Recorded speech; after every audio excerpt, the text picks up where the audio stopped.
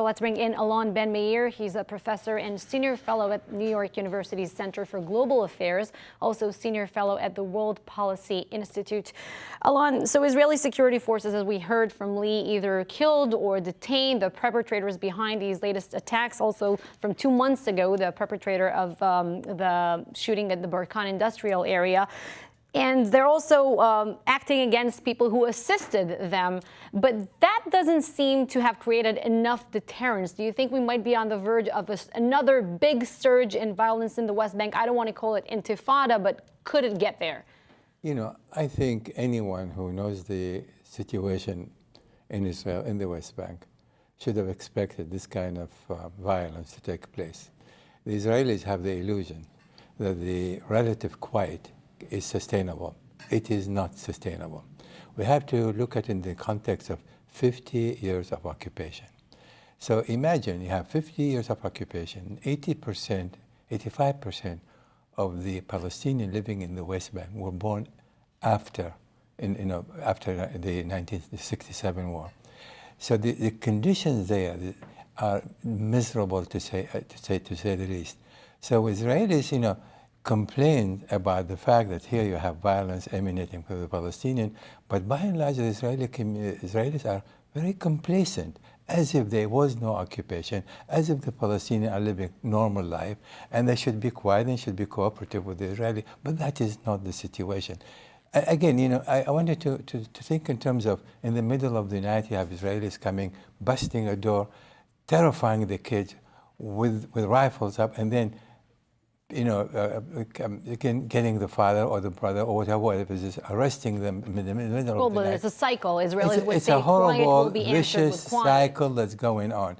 And I'm not suggesting that the Palestinians are innocent, because there are also Palestinian militants who also try to take revenge. Well, and that revenge coming from Hamas, right? We've seen the violence for the last 9 months in Gaza, where Hamas has led those protests and violence along the border, but it does seem like Hamas is now extending their influence into Jerusalem and the West Bank and perhaps taking advantage of the discontent. They may of course they are taking advantage, but also remember, what is the condition in Gaza? I mean, you have there nearly 2 million Palestinians. I went there. The conditions are unbelievable. It's subhuman conditions. And again, you have a blockade there going now nearly 11 years. And when you look at the hundreds and thousands of Palestinians, in fact, 45 to 50% are unemployed. They are living in terrible, miserable conditions. So what you have created is basically is a boiling pot. It's will explode. To suggest that that Israel should go back to Gaza, fight, and win another war, it's a cycle that is not going to end. The solution rests only with a peace agreement between the two sides and based on a two-state solution. And I can tell you this, no matter what people say about the so-called death of the two-state solution, they are wrong, because there is no other option as far as the conflict between the two sides goes. But when you talk about Gaza, you also have billions of dollars coming in from Qatar. This is money that could have been used to so many good causes. And yet what you see a surge in violence in the West Bank that is caused by Hamas and this free money that it has now to play with. Well, first of all, it's not in billions. Qatar has been providing 15 million. 15 million, not in billions, which is really a trickle as far as the Gaza need. There's a little electricity runs only for 3-4 hours a day. Food is scarce. Or you have conditions that cannot be rectified with 15 or 20 or 30 million dollars a month. So you have this. So what we're doing here, Israel ought to think in terms of, we are sitting there, they exist side by side, where do we go from here?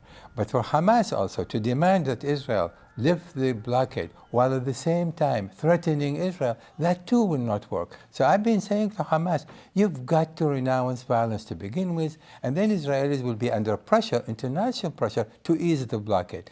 Neither side are looking at the reality on the ground and gear themselves toward an approach that is going to work and once and for all end this horrifying conflict that's been going on now for 70 years. Alon Ben Meir is a professor at New York University. Alon, thank you very much.